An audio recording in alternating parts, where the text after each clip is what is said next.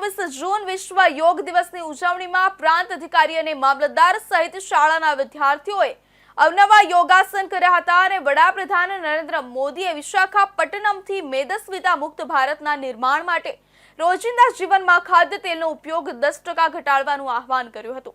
ત્યારે અમરેલી જિલ્લાના તમામ તાલુકાઓમાં પણ યોગ દિવસની ઉત્સાહભેર ઉજવણી કરવામાં આવી હતી। 21 જૂનના રોજ વિશ્વ યોગ દિવસની ઉજવણી કરવામાં આવે છે। ત્યારે અમરેલીના બગસરા મેઘાણી હાઈસ્કૂલ ખાતે પ્રાંત અધિકારી કેવી નંદા અને મામલતદાર પ્રશાંત ભીંડી મેઘાણી હાઈસ્કૂલના આચાર્ય વી.કે. જેઠવા ઉપસ્થિતિમાં શાળાના વિદ્યાર્થીઓ બહોળી સંખ્યામાં લોકો જોડાયા। વિશ્વ યોગ દિવસની ઉજવણી થઈ છે ત્યારે આપણું સ્વાસ્થ્ય સુધારવા યોગ્ય કરવા અનુરોધ કર્યો।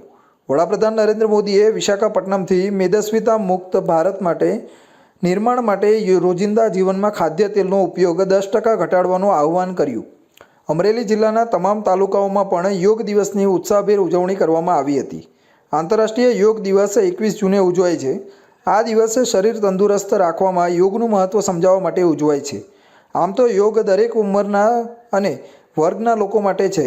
કાર્યક્રમ દરેક ઉંમરના લોકો, બાળકો, યુવાનો, વડીલો ઉત્સાહભેર જોડાયા હતા, જે દર્શાવે છે કે યોગ કોઈ ચોક્કસ વય જૂથ પૂરતો સીમિત નથી।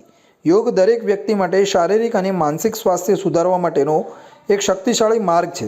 રાજ્ય યોગ બોર્ડ દ્વારા નાગરિકોને આ યોગ શિબિરનો લાભ લેવા માટે કરવામાં આવેલો અનુરોધ સંપૂર્ણપણે સાર્થક થયો હતો, કારણ કે કાર્યક્રમ સ્થળ પર અભૂતપૂર્વ જનમેદની જોવા મળી હતી।